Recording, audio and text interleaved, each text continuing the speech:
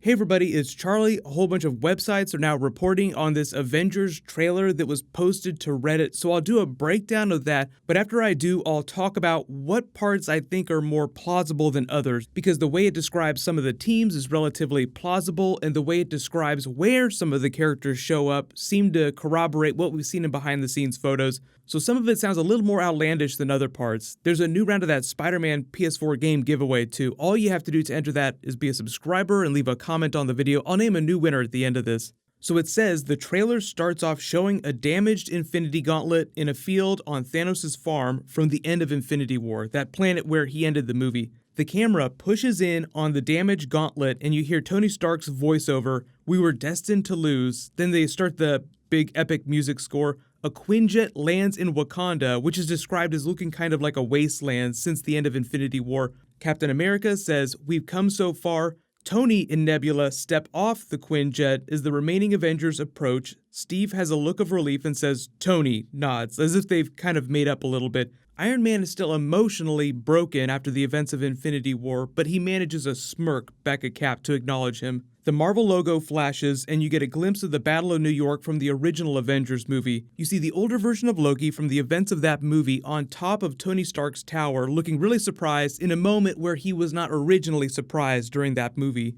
There's a flash of blue light, they cut to black, then you see the Wakandan throne room after the events of Infinity War in the future. M'Baku is now king, not Shuri, Black Panther. She hasn't ascended to the throne. He's got a brand new Kingsguard that's a mixture of his hill tribe with the Dora Milaje, so it looks a little bit different, like they've combined their cultures together. Shuri and Banner are in Shuri's lab working on a new project, which is probably the reason why she hasn't ascended to the throne. Then in that same future timeline, they cut to Hawkeye's farm. You see Black Widow there in full battle gear, and I think that's just to show that everybody's all broken up. They haven't completely come back together yet. You see Black Widow looking at a map with a bunch of locations and pins on it. You see a really quick shot of Thanos with that sword that we've seen in concept art walking down an alleyway in New York City. They don't say whether it's happening in present day or in the past during the Battle of New York. They cut to a different scene of Hawkeye in full Ronin gear with glowing eyes aiming a bow and arrow before he shoots at the camera. You cut to a couple different shots of the quantum realm.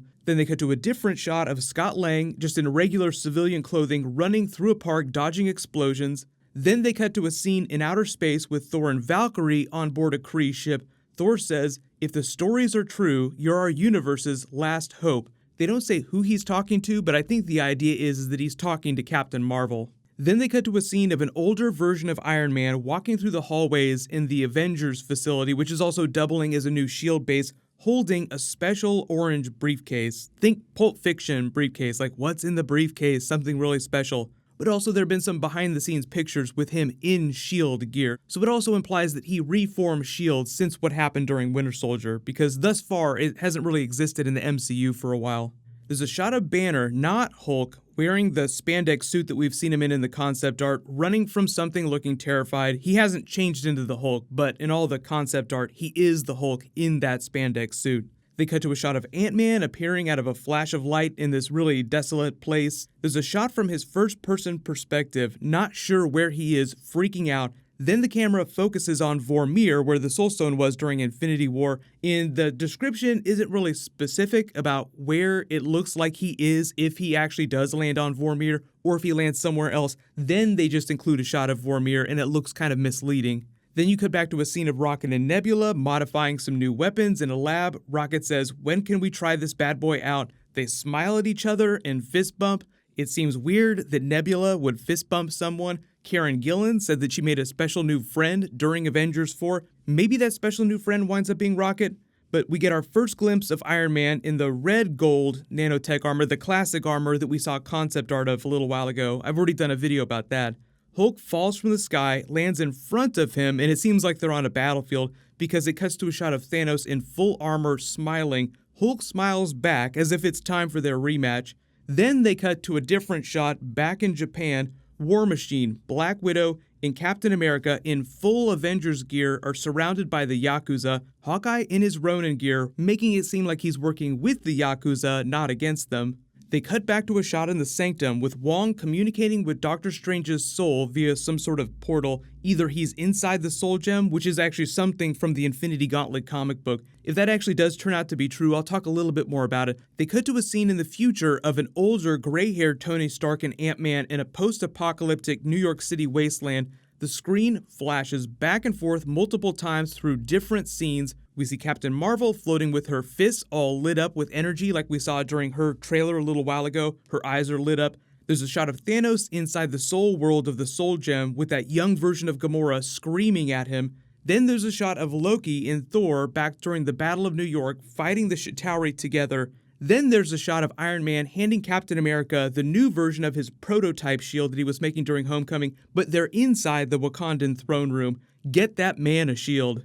Then they cut back to a different shot of Iron Man and Ant-Man. Ant-Man walks up to him while he's holding this orange briefcase. Iron Man is confused and says, "How was this even possible?" Then you see the two of them traveling through the quantum realm. They arrive back during the Battle of New York during 2012. Then supposedly the last shot before the big title reveal is a close-up of Thanos' damaged gauntlet, the melted one, with one of the gems disappearing. It doesn't say which gem, but it's implied because they're back during the Battle of New York that it'll probably be the Space Stone. But we'll talk about that in a second because the title reveal says that the title is Avengers Annihilation. So I know there's all kinds of rumors about what the title is. Take that with a grain of salt. I will talk about the stuff from this that I think is the most plausible and stuff that I think is bullcrap.